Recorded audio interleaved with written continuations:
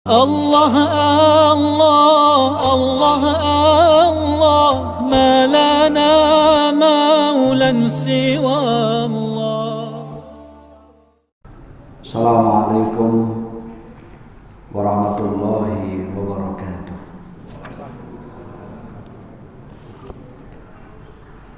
Alhamdulillah rabbil alamin wa kafa. Summa salatu wassalamu ala sayyidina al-Mustafa wa ala alihi wa sahbihi ahli sidqi wal wafa. Amma ba'd. Hadirin muhtaramin yang kami muliakan, bapak-bapak, ibu-ibu, jamaah sholat isya yang mudah-mudahan semuanya dirahmati oleh Allah Subhanahu wa taala. Bersyukur kita kepada Allah pada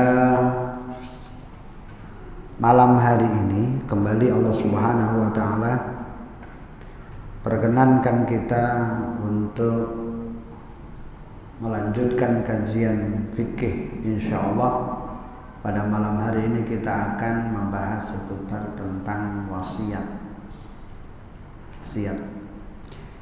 Namun sebelumnya mari sama-sama kita awali dengan pembacaan suratul Fatihah. Ditujukan kepada baginda Nabi berikut keluarga dan para sahabatnya, para anbiya, para aulia, para ulama, guru-guru kita, orang tua kita, sahabat kita yang telah pulang ke rahmatullah.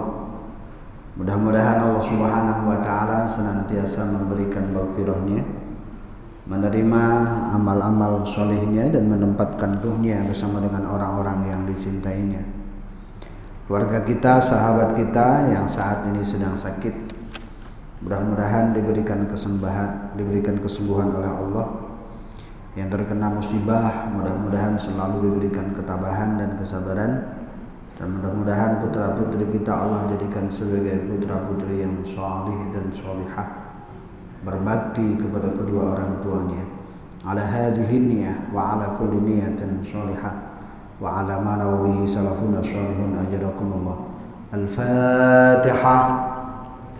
A'udzu billahi minasy syaithanir rajim. Bismillahirrahmanirrahim. Alhamdulillahi rabbil alamin. Ar-Rahmanir Rahim. Maliki yaumiddin. Iyyaka na'budu wa iyyaka nasta'in. Ihdinas siratal mustaqim. Siratal ladzina an'amta 'alaihim ghairil maghdubi 'alaihim waladdallin.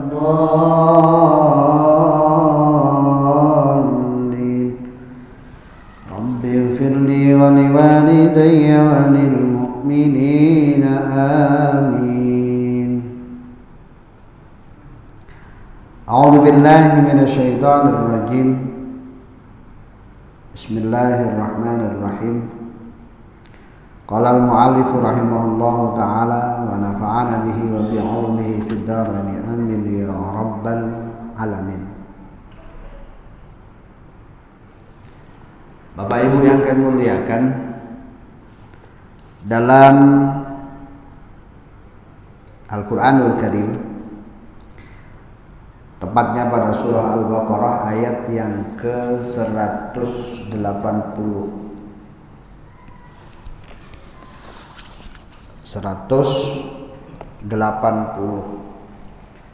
Allah Subhanahu wa taala berfirman, kutiba alaikum idza hadara ahadakumul maut in taraka khairanil wasiyah.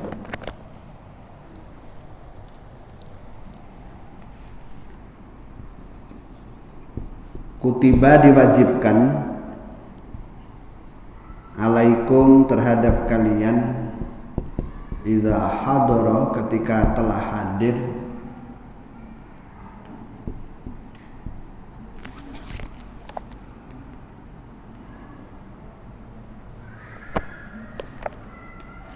ahadakum terhadap salah satu di antara kalian Apa? Al-mautu, kematian. Intaraka, jika meninggalkan khairan, terhadap harta, apa yang wajib? Al-wasiyah, wasiat. Al-Baqarah ayat yang ke-180. Jadi dulu awal-awal berkembangnya Islam, Allah Subhanahu wa taala mewajibkan kepada orang-orang yang beriman, jika sudah ada tanda-tanda kematian, sakit dan lain sebagainya, mereka diwajibkan untuk berwasiat. Jikalau memang mereka meninggalkan harta, intaraka khairanil wasiyah. Namun seiring dengan berjalannya waktu, perintah ini disalahgunakan oleh sebagian orang.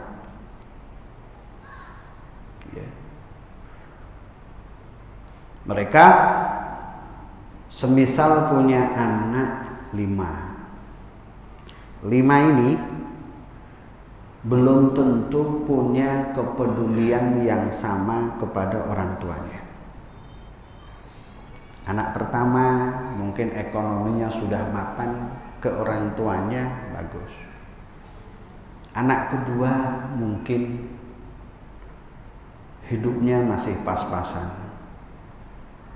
Anak ketiga tak jelas entah kemana. Anak keempat masih sekolah. Anak kelima masih kecil. Kan mungkin itu. Kalau memang ada tanda-tanda kematian, maka dulu itu diwajibkan untuk berwasiat. Cuma terkadang orang tua itu, kalau kondisinya sudah dalam keadaan sakit, terkadang berpikirnya tidak begitu logis, tidak begitu rasionalis. 5 ini yang punya kepedulian anak yang pertama dan yang kelima semisal. Karena dilatar belakangi dari sikap anak kedua, ketiga, keempat, kedua, tiga, empat ini nggak begitu punya kepedulian kepada orang tuanya. Orang tuanya sakit itu nengok aja enggak, tapi kadang tidak nengok itu faktornya macam-macam. Ada yang malas, ada memang faktor keuangan. Semisal orang tuanya di Jawa sana, ketepatan sekarang keuangan lagi kempes kata bahasa beliau. Mau dipaksakan ke sana, wah anak susah nggak makan lah nih. Akhirnya cuma telepon. Bisa jadi orang tua dalam kondisi seperti itu dia akan mengatakan, udahlah pokoknya tanah 2 hektar itu, yang 1 hektar nanti kalau saya meninggal dunia untuk anak saya pertama, yang 1 hektar lagi untuk anak saya yang ke-5 yang punya kepedulian. Bisa jadi. Karena ada orang yang punya sikap seperti itu dulu, maka ada hadis Nabi yang berbunyi la wasiyata liwarisin. Tidak sah wasiat yang hanya menguntungkan ahli waris tertentu. Anak pertama, kelima untung, anak ketiga, kedua, keempat buntung. Nasiblah. Nah itu dia. Dah. Apa sih yang dimaksud dengan wasiat itu? Wasiat itu didefinisikan oleh para ulama tabarru'un bihaqqin mudhafin lima ba'dal maut. Tabarru'un, pemberian yang bersifat sunnah, bihaqqin terkait dengan hak tertentu yang disandarkan setelah nanti dia mati. Kayak tadi itu, tanah 1 hektar, nanti kalau saya meninggal dunia kasih ke anak pertama, yang 1 hektar lagi anak saya yang ke-5. Realisasi dari pemberian ini itu setelah yang bersangkutan itu meninggal dunia. Nah itu kalau kita bicara tentang dalil wasiat, baik Al-Quran ataupun hadis, ya. Dan mengenai hukum wasiat, ya. Mengenai hukum wasiat itu dikatakan oleh para ulama, ya, sunnah. Wasiat itu hukumnya sunnah. Awalnya wajib, tapi sekarang nggak sampai wajib, namun hanya sebatas sunnah. Sebaiknya kita wasiat. Cuma kata para ulama, terkhusus dalam mazhab Imam Syafi'i, pemberian yang dilakukan oleh seseorang di masa hidupnya itu lebih baik dibandingkan dengan pemberian setelah dia meninggal dunia. Ya, sedekah yang diberikan di saat ia masih kondisi sehat walafiat, akalnya masih normal, itu jauh lebih baik dibandingkan dengan sedekah yang ia lakukan dengan digantungkan nanti setelah saya meninggal dunia. Ya, dalam kitab Al-Fiqhul Manhaji dikatakan afdal, lebih utama, wa aktsaru sawaban, lebih banyak pahalanya, wa a'zamu ajran, lebih besar nilainya. Ya. Apa sebab? Li'anna shadaqata fil hayah asbaqu fi tahsil ajri was thawab. Karena sedekah yang ditunaikan saat ia masih hidup itu lebih mempercepat ia mendapatkan pahala dari Allah. Tapi kalau nunggu meninggal dunia masih lama lagi, tertunda. Ya kalau memang pendek umur, lah kalau panjang umur, coba. Maka ya sebaiknya di masa kita masih sehat adalah yang kita sedekahkan. Ya. Kadang orang atau zuriyah atau keturunannya itu karena dikuasai oleh kecintaannya kepada dunia, terkadang itu tidak mau menunaikan wasiat yang disampaikan oleh orang tuanya. Mentang-mentang dia abang, oh sok berkuasa dia. Kalian tak usah minta ya. Ini abang yang berkuasa, tak usah macam-macam. Oh yes. Ya. Nggak boleh dalam Islam itu. Bapak Ibu yang kami muliakan, dalam Al-Quranul Karim Allah juga berfirman, fastabiqul khairat, berlomba-lombalah kalian untuk melakukan kebaikan. Ini merupakan dalil yang disampaikan oleh para ulama bahwa sedekah di masa sehat itu lebih afdal dibandingkan dengan sedekah ketika ia sudah sakit dan itu direalisasikan setelah dia meninggal dunia. Ya. Dalam bab zakat, Imam Muslim dari jalur Abi Hurairah meriwayatkan hadis yang disampaikan oleh Imam Bukhari, ayu sedekah afdal ya Rasulullah. Ada seseorang datang kepada baginda Nabi, Nabi, sedekah yang paling afdal itu yang kayak apa sih Nabi? Jawaban Nabi, anna afdhala shadaqatus sahih. Sedekah yang paling afdal itu sedekahnya orang yang sehat. As-sahih, as-syahih, yang kikir, yang pelit. Kok pelit?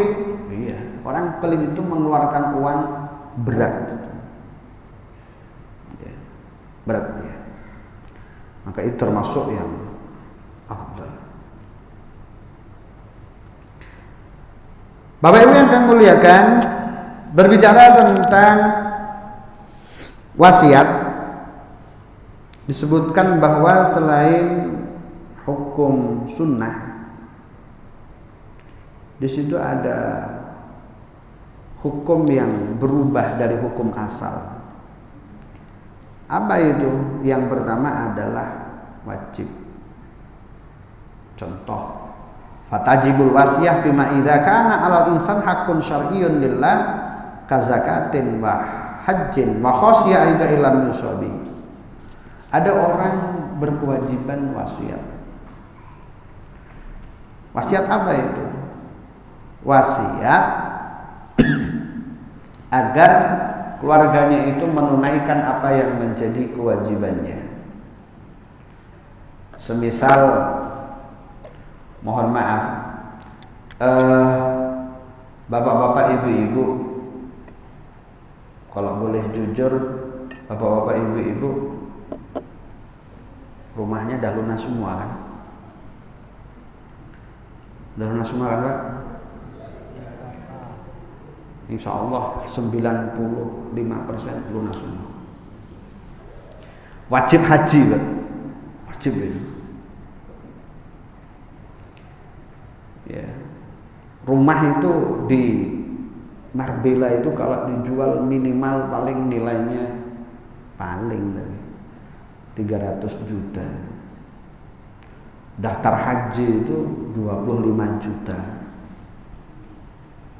Andaikan nanti sampai pelaksanaannya paling maksimal ya 60 juta. Mau rumah lo dijual bisa laku minimal 300 juta. Berarti wajibnya.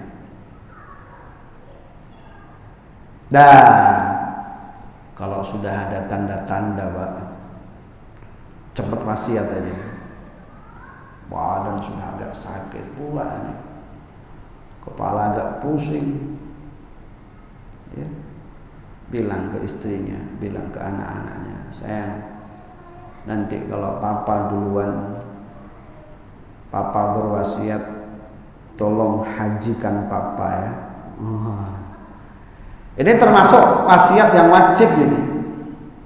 Dan nanti anak harus menunaikan, walaupun sifatnya haji badal. Haji badal murah, paling 8 juta atau 13 juta maksimal. Ya. Ini contoh wasiat yang semula hukumnya itu sebatas sunnah, karena kondisi tertentu berubah menjadi wajib. Atau ketika dia punya hak adami, ini contoh yang hak Allah tadi itu. Dia masih punya kewajiban hak adami. Punya hak adami semisal punya hutang. Punya hutang ke tetangganya 20 juta. Rumahnya laku tadi itu kalau dijual. Ya, dijual harga standarnya 300 juta. Dijual cepat 250 juta, seminggu laku. Maka wasiat, sayang, nanti kalau papa ke Temiang duluan, ngapain ke Temiang lah? Oh, rumah masa depan. Oh, ya, tolong bayarkan hutang papa ke tetangga 20 juta. Ada orang di ATM habis untuk berobat kemarin. Nah, terus bayar pakai apa Pak? Jual ruang tamu aja lah nanti. Nah, berapa lebarnya rumah? Oh, 300 meter. Jual lah berapa persen? Ya kalau nggak mau gimana caranya lah. Ya yang jelas ahli waris wajib membayarkan hutang atas nama almarhum itu. Jangan berebut warisan dulu. Warisan itu kalau nanti wasiatnya almarhum sudah direalisasikan, hutang sudah diselesaikan, baru bicara warisan. Khawatir nanti minus pula. Wasiatnya hartanya 300 juta, tapi hutangnya ternyata 500 juta. Minus. Pak Ustadz, hutangnya ke bank. Kata bank kalau sudah meninggal dunia dibebaskan. Aturlah itu kalau begitu. Iya Pak ya, dibebaskan ya. Saya belum tahu nih, saya cuma dengar aja. Pastinya saya nggak tahu. Ini ada teman-teman yang bertugas di bank nggak nih? Nantilah kalau ada saya mau nanya betul itu. Pak Rudi tahu nggak? Teman atau siapa gitu? Ya Allah. Yang kedua, hukum sunnah itu bisa juga menjadi haram. Kapan itu? Wa tahrumul wasiat idza kanat bima harrama syar'u fi'luhu. Haram wasiat ya ketika yang bersangkutan diperintahkan untuk melakukan sesuatu yang haram dilakukan. Ya. Contoh wasiat bi khamrin. Wasiat agar suruh minum arak. Nanti kalau saya meninggal dunia pesta arak ya. Walah.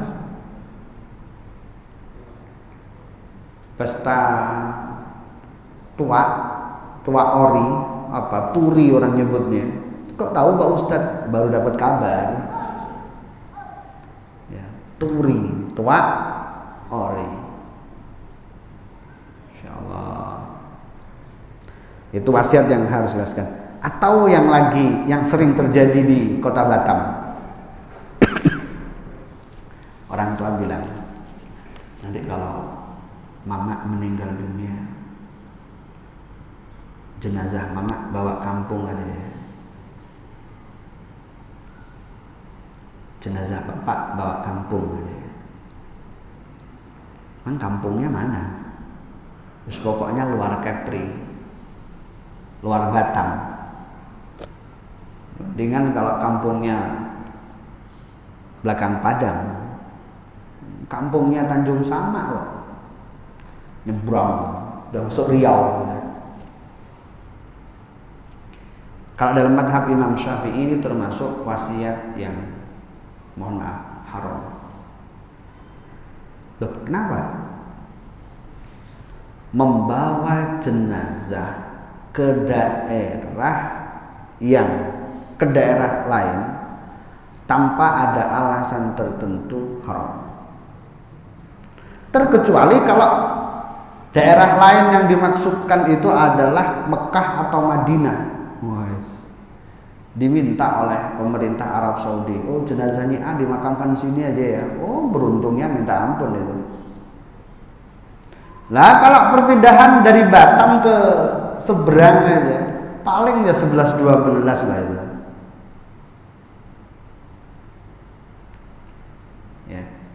Ada pendapat ulama yang memperbolehkan jenazah itu dibawa ke daerah lain, syaratnya satu.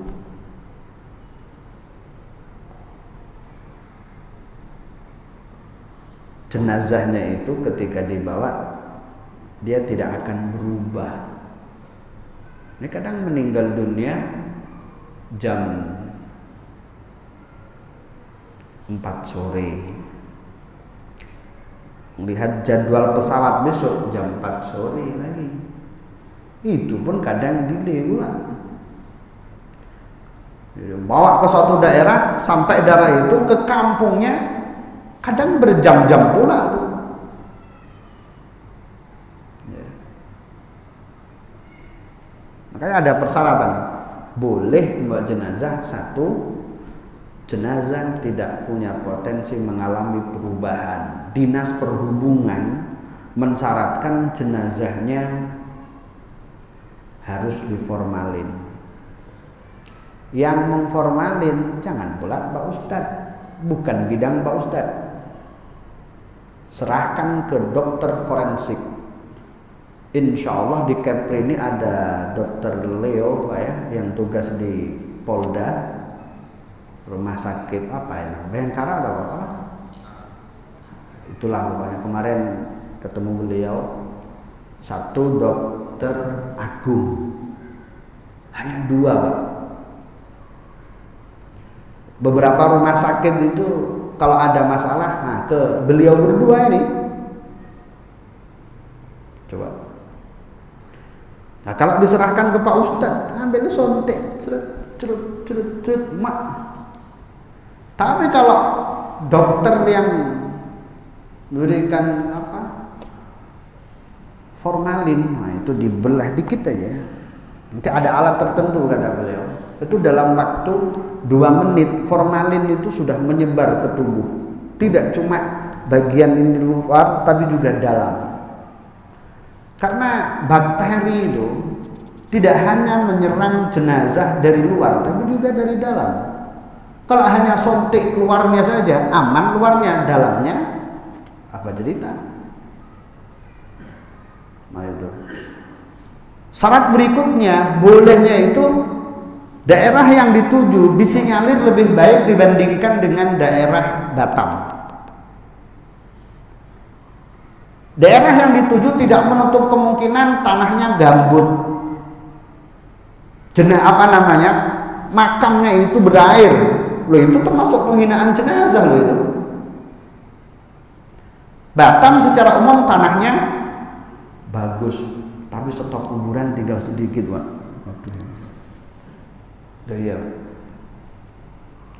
Lubang kuburan baik di Temiang, Sungai Panas, Nongsa itu tinggal berapa begitu. Maka kemarin ada permohonan untuk menganalisa bolehnya makam tumpang. Ditumpuk mau. Ya, kalau kita lihat referensi, bolehnya makam ditumpuk itu kalau dalam kondisi darurat. Pertanyaannya, sudah darurat belum Batang nih? Kan begitu. Persoalan lahan perhutani ternyata bukan domainnya wali kota, bukan domainnya gubernur, tapi domainnya menteri pula. Proses masih diusahakan. Tapi yang jelas, tempat yang dituju itu harus lebih baik dibandingkan dengan Batam. Kalau kematiannya itu nggak wajar, dari kepolisian kemarin beliau mengatakan harus diserahkan ke pihak polisi dulu, diteliti dulu, ini apa penyebab kematiannya. Jangan-jangan, nah ini dia, jangan-jangan. Ya. Kalau kematiannya tidak wajar. Jadi dari fikih punya persyaratan, dari dinas perhubungan punya persyaratan, dari kepolisian punya persyaratan. Persyaratan ini harus dipenuhi nih. Petinya yang aman.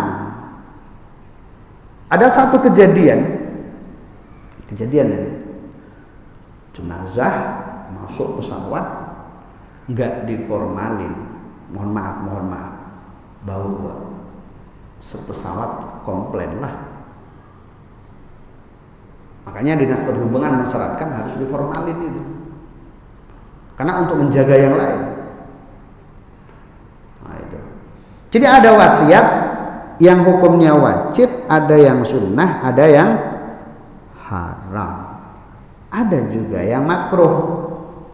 Wa tukrahul wasiyah idza kana al-musi qalilal mal wa kana lahu warasatun fuqara yahtajuna ilal mal.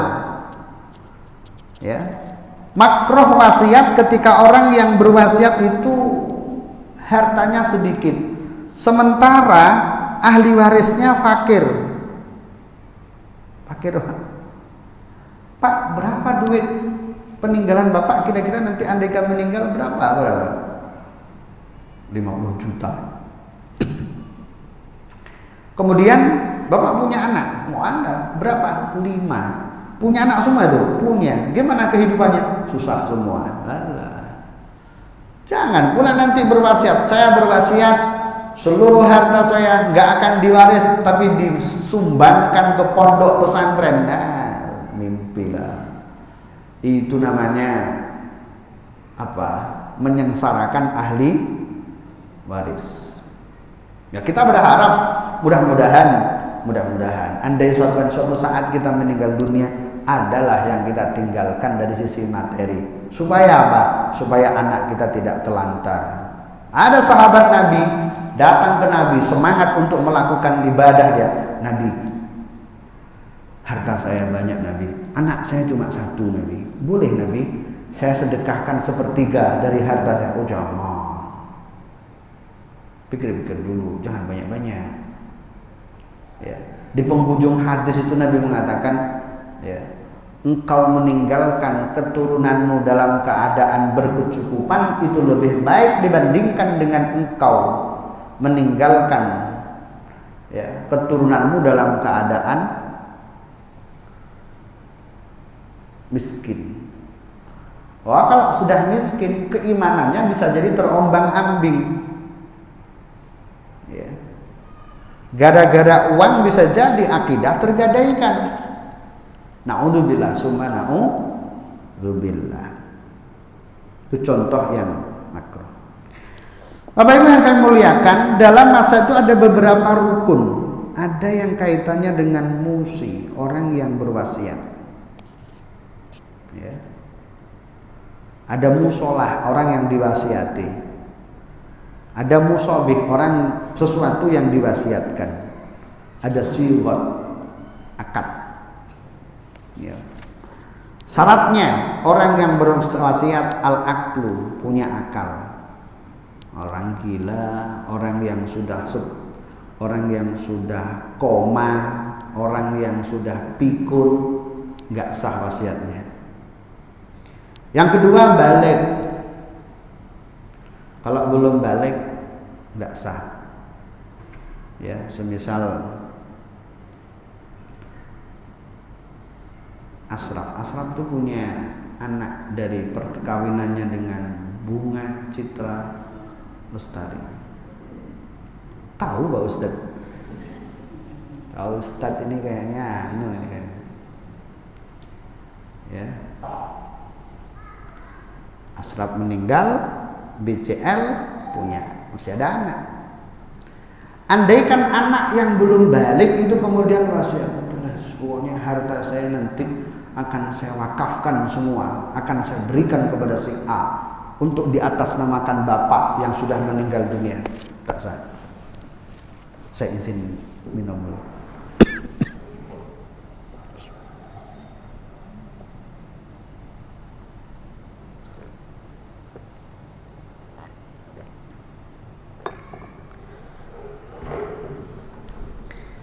Masya Allah, tehnya enak Pak.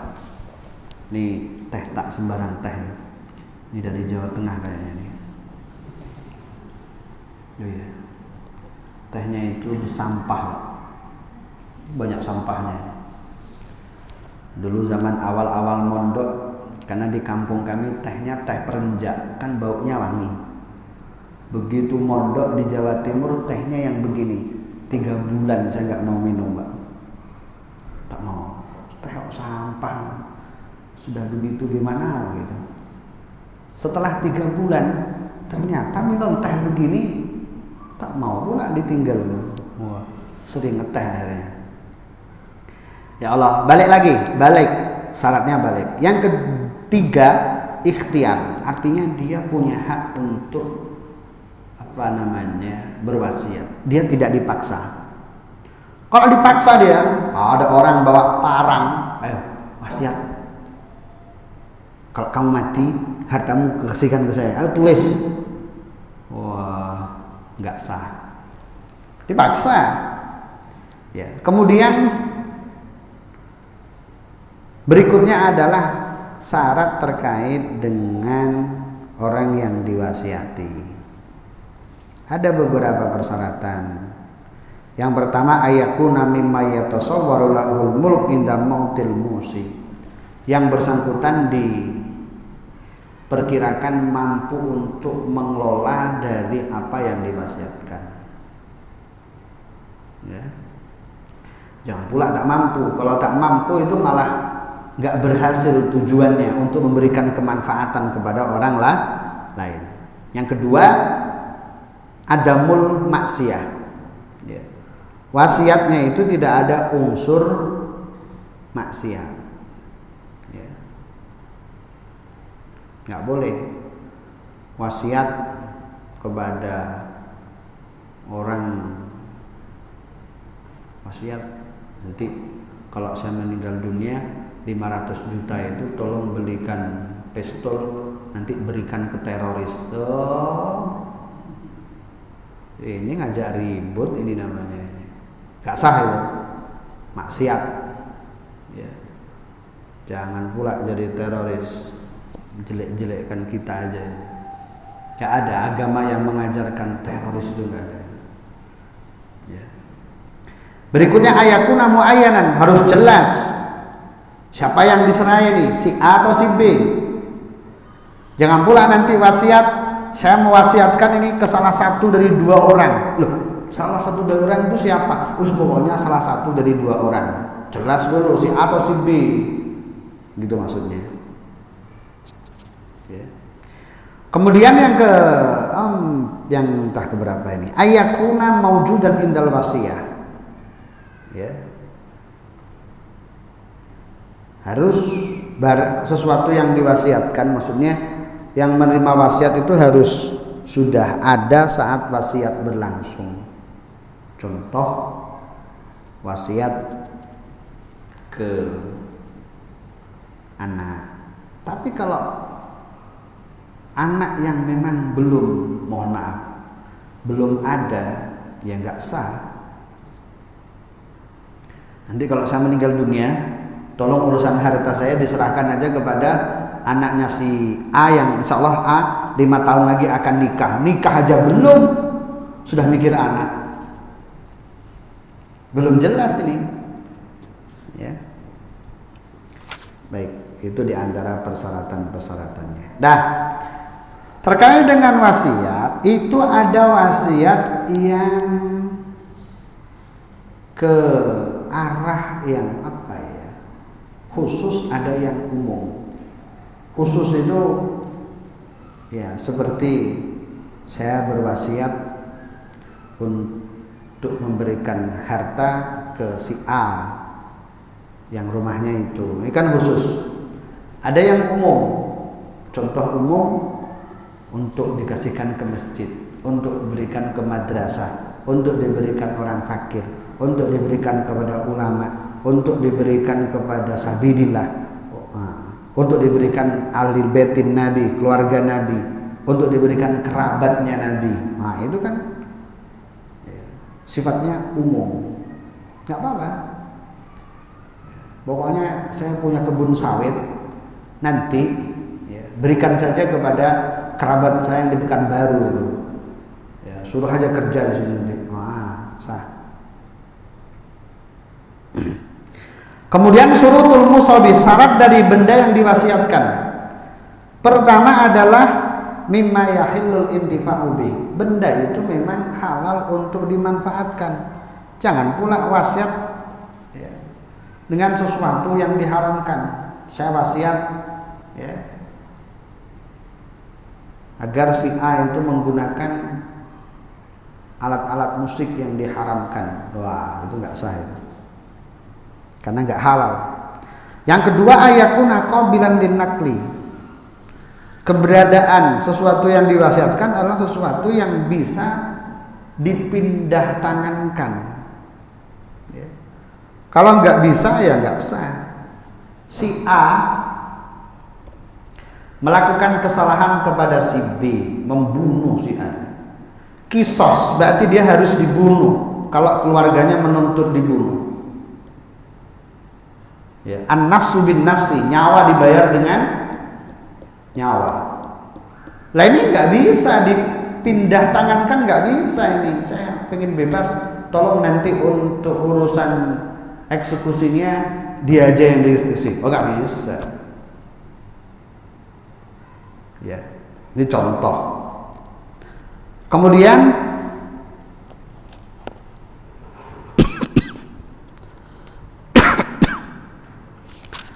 berikutnya adalah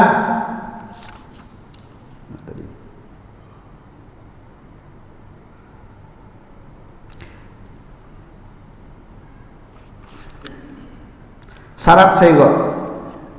Segot itu akad lah. Untuk segot ini ada yang lafadznya sharih, ada yang lafadznya kinayah. Sharih itu maksudnya jelas. Saya mewasiatkan, jadi kalau saya sudah meninggal dunia nanti mobil ini saya berikan kepada siapa gitu. Itu jelas. Ya. Ada yang dengan menggunakan bahasa kinayah. Kinayah itu hanya sebatas isyarat. Kalau dengan menggunakan bahasa kinayah, mengenai sah dan tidaknya ya perlu untuk diklarifikasi. Tanyakan saja. Ya. Tanyakan saja itu. Kemudian di antara ya, aturan dalam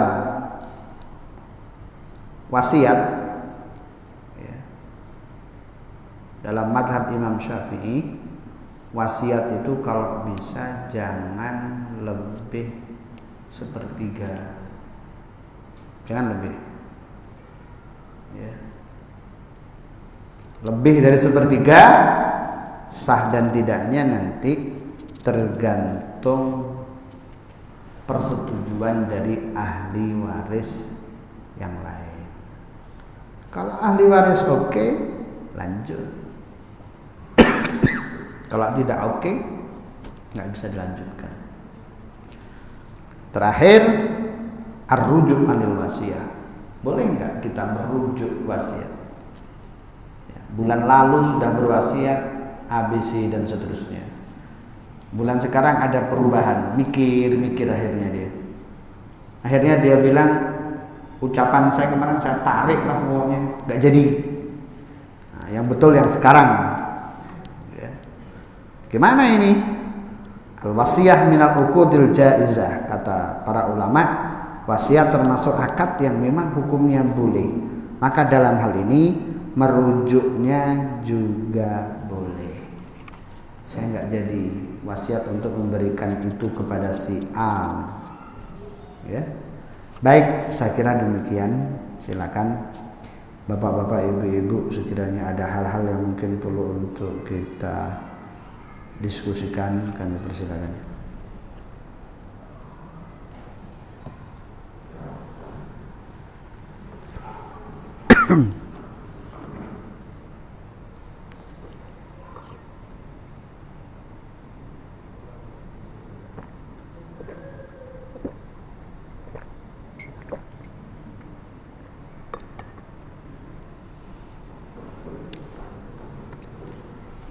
Ada Pak?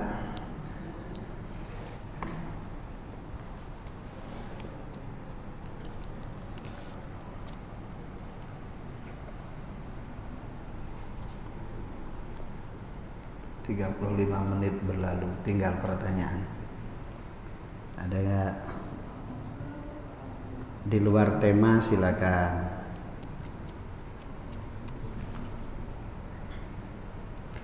Silakan, sekiranya ada hal-hal yang perlu untuk sama-sama kita diskusikan. Nah, ini dia pemilik pantun ini. Ayo, silakan. Baik, assalamualaikum warahmatullahi wabarakatuh. Waalaikumsalam warahmatullahi wabarakatuh. Ini karena yang semuanya tak paham atau tak paham. Insya Allah masuk Pak, Insya Allah masuk. Mudah-mudahan paham semua.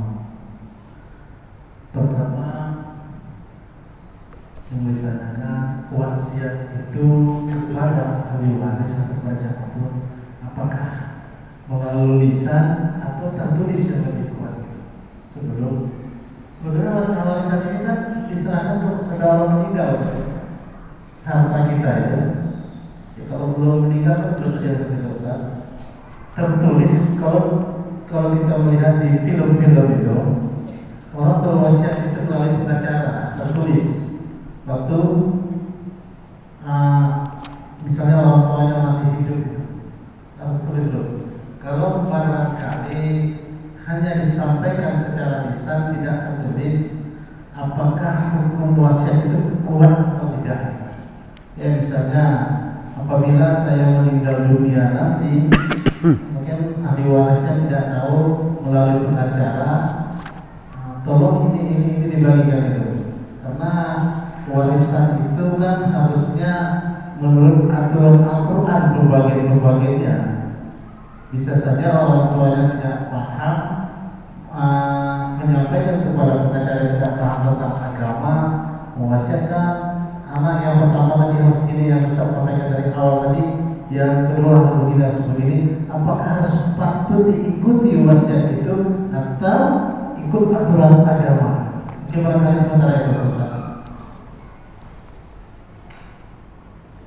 Baik, dulu itu tahun 2009, tahun 2010 itu di TV apa saya lupa, ada film judulnya Cinta Fitri. Pemainnya itu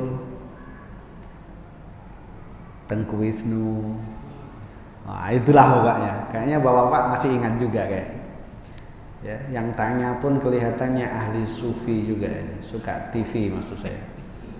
Dibuktikan tadi itu di TV-TV gitu kan. Jadi gimana nih sebenarnya? Apakah wasiat itu harus ditulis atau gimana? Dalam perspektif fikih dikatakan bahwa walisigah fil wasiyah surutun. Terkait dengan sigah transaksi wasiat itu ada beberapa syarat. Dan juga dilihat dari sisi bahasa ada dua. Ada yang menggunakan bahasa sharih jelas, ya, contoh ausaitu lahu bi alfin awid fa'ulahu ba'da mauti alfan. Nanti setelah saya meninggal dunia, tolong berikan ke dia 1 M. Semisal. Itu contoh yang jelas. Wasiat itu. Sah itu. Persoalannya dia punya kekuatan hukum positif nggak di negara ini? Secara hukum fikih kadang sudah oke, cuma dalam hukum negara kadang tak oke, Pak. Nggak ada penguatnya. Kalau bicara klaim, banyak orang yang mungkin akan mengklaim.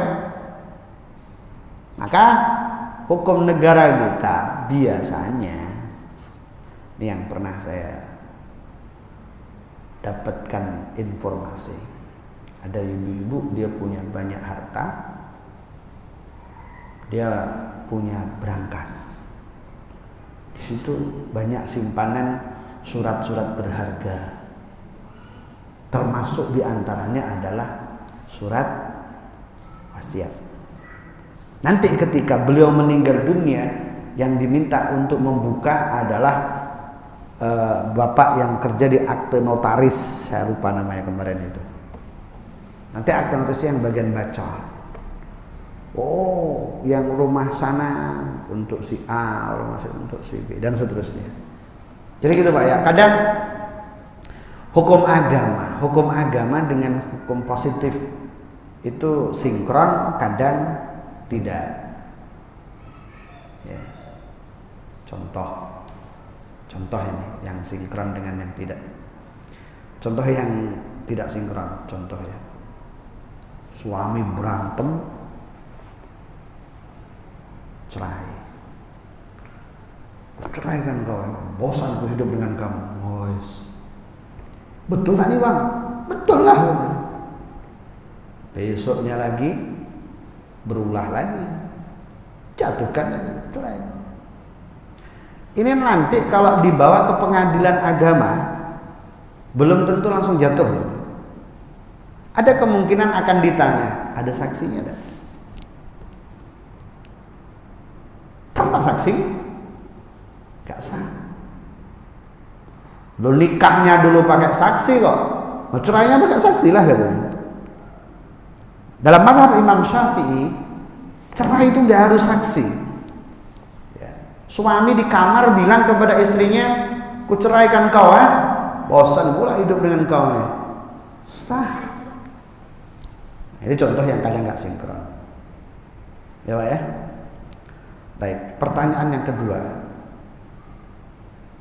Tadi dikatakan la wasiyata liwarisin, tidak sah wasiat yang hanya menguntungkan ahli waris tertentu. Ya. Loh kalau tidak sah ya otomatis nggak harus direalisasikan nanti itu. Ya. Kalau tenang itu tidak sah, terus gimana nanti kalau beliau meninggal dunia? Ya terserah. Ya. Semisal dibagi dulu sesuai dengan ketentuan ahli waris, setelah dibagi ketepatan ahli warisnya orang kaya semua, akhirnya orang kaya semua ini udahlah, apa yang menjadi keinginan orang tua kita direalisasikan aja lah. Udah, uang ini dikasihkan ke si A sesuai dengan keinginan mama atau bapak gitu misalnya. Gak apa-apa. Tapi harus dibagi dulu. Kenapa kok harus dibagi dulu? Kondisi keuangan anak antara satu dengan yang lain terkadang nggak sama, Pak. Anak pertama sukses, anak kedua terpuruk, anak ketiga lebih sukses lagi. Itu mungkin. Ya. Sekolah tinggi, mondok lama, belum jaminan sukses dunia kok. Kan gitu. Baik, saya kira demikian. Ya. Ada yang lain, Pak? Ibu-ibu, mungkin bunda-bunda. Ada?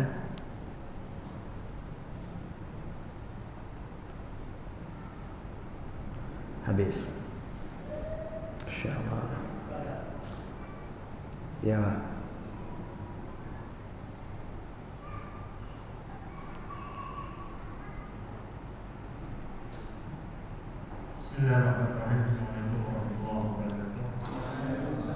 Assalamualaikum warahmatullahi wabarakatuh. Saya mau nanya warisan Ustaz yang dibagi tidak sesuai paretnya, tapi dibagi secara ridho antara ahli waris, itu hukumnya dalam dari sisi itu. Baca Ustaz. Waalaikumsalam warahmatullahi wabarakatuh. Baik, berbicara tentang membagi harta waris namun tidak sesuai dengan ketentuan faraid. Dan di situ itu ada tarodi, masing-masing sudah merelakan. Kalau memang didahului dengan mengetahui bagian masing-masing, Pak. Ya. Memang begitu, boleh. Tapi kalau memang langsung dibagi rata atau memang gimana lah pokoknya tidak menggunakan faraid, nggak boleh, haram. Ya. Jadi gimana tuh solusinya? Udah meninggal dunia, datang ke Pak Kuah. Pak Kuah, ini yang meninggal ini, ahli warisnya ABC dan seterusnya, peninggalannya ini, mohon untuk dibagi Pak Kuah. Setelah dibagi, yang kaya mau memberikan kepada yang nasibnya kurang mujur. Abangnya sukses, mobil 4, rumah 6, ruko di mana-mana. Adiknya rumahnya masih ngekos. Mamaknya bilang, nanti hartanya dibagi rata aja ya. Ternyata abangnya yang sudah sukses tadi itu, dia dah tahu bagian saya itu segini. Udahlah, bagian saya biar adik aja yang pakai. Gak apa-apa kalau begitu. Tapi yang jelas harus tahu dulu Ya Pak ya. Tidak cukup hanya sebatas ikhlas Pak. Yang ikhlas mungkin kadang anaknya, tapi menantunya itu nggak ikhlas Pak. Iya loh Pak. Anaknya ikhlas, tapi menantunya nggak ikhlas Pak. Ada yang bikin ini nggak ikhlas gara-gara dirayu sama istrinya Pak. Ada suami istiqomah, ikatan suami takut istri di rumah. Ada yang begitu Pak, akhirnya nggak jadi. Allah. Jadi gitu Pak ya. Baik, ada yang lain?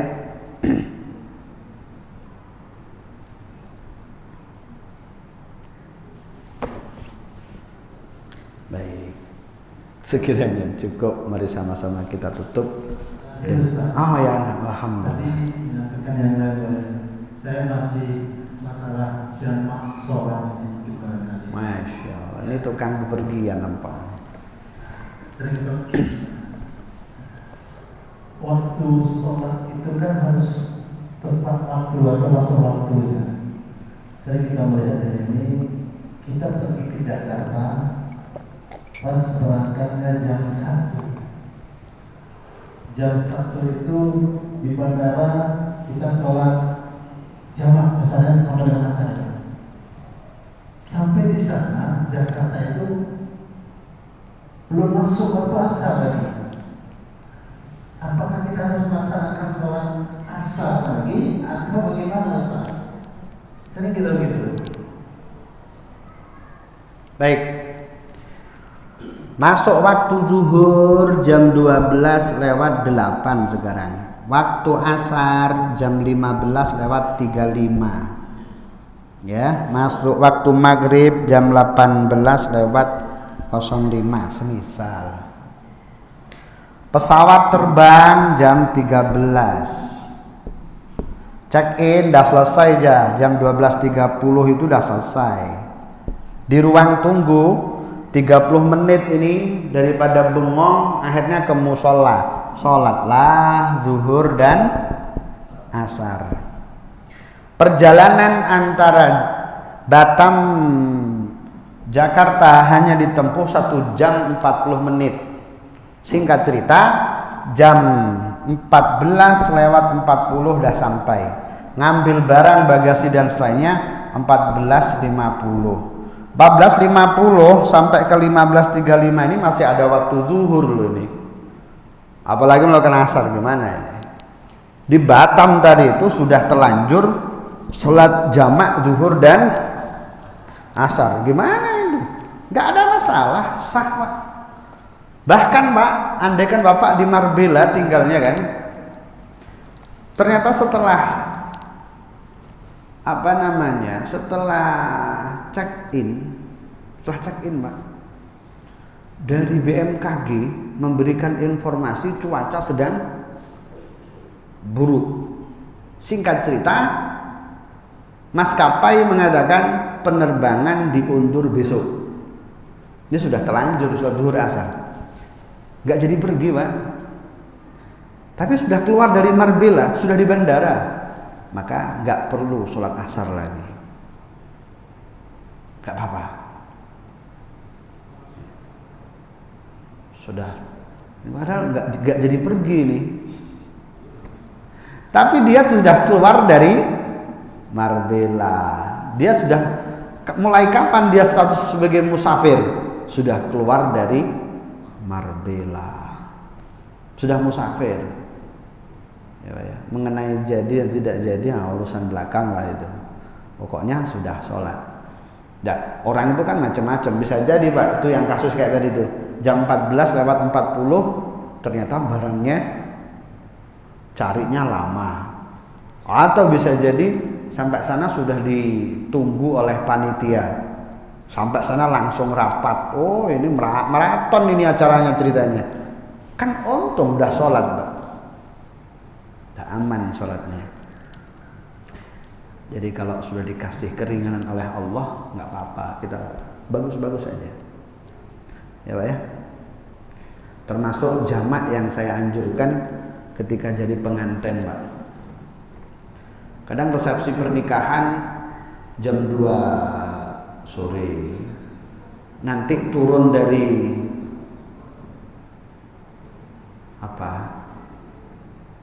panggung pelaminan itu jam 7 malam. Nah itu pengantinnya sholat duhur asar enggak itu? Lo tamu begitu banyak mengucapkan sakinah mawaddah warahmah ya, samawa ya. Nah, yang didoain enggak sholat loh. Ya mendingan sebelum masuk waktu zuhur ketika didandanin sama Mak Andam itu, ya wudhu dulu. Begitu masuk waktu zuhur dijamak antara zuhur dan asar. Ya. Ini akan sama juga. Misalnya ada teman cerita Ustaz ke Singapura, kan susah sholat. Ke Singapura itu boleh jamak, tapi untuk kosor nanti dulu. Nah, kalau ke Singapurnya Batam Center ke Tanah Merah cuma 25 menit. Ya kan Pak? Batam Center Tanah Merah deket kan itu? Beda dengan Batam Center satu lagi apa Pak? Hafal. Saya nggak hafal-hafal. Ya. Nah itu lebih itu.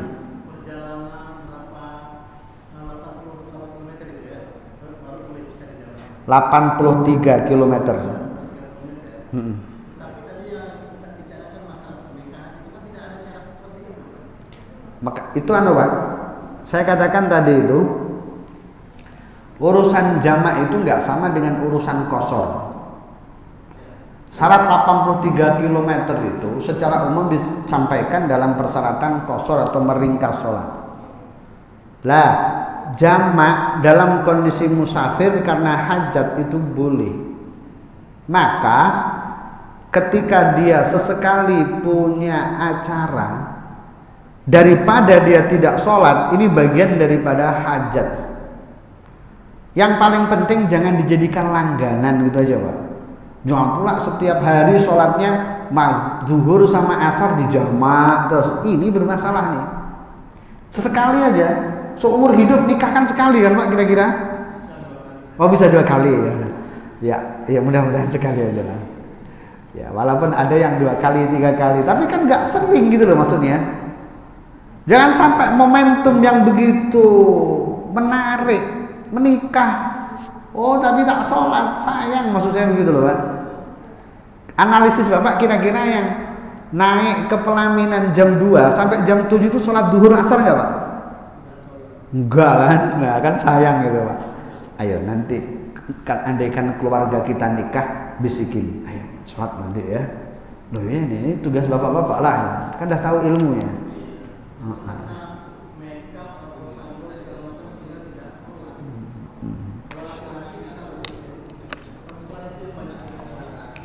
Insyaallah perempuannya kadang syarat Pak, alasannya lagi M. Entah min atau males tak tahu lah itu, pokoknya M. Ya Allah. Baik, mungkin untuk sementara itu saja dulu. Mari sama-sama kita tutup Bapak-bapak, Ibu-ibu dengan doa kafaratul majelis. A'udzubillahi minasyaitonirrajim. Bismillahirrahmanirrahim. Subhanakallahumma wa bihamdik asyhadu an la ilaha illa anta astaghfiruka wa atubu ilaik. Assalamualaikum warahmatullahi wabarakatuh.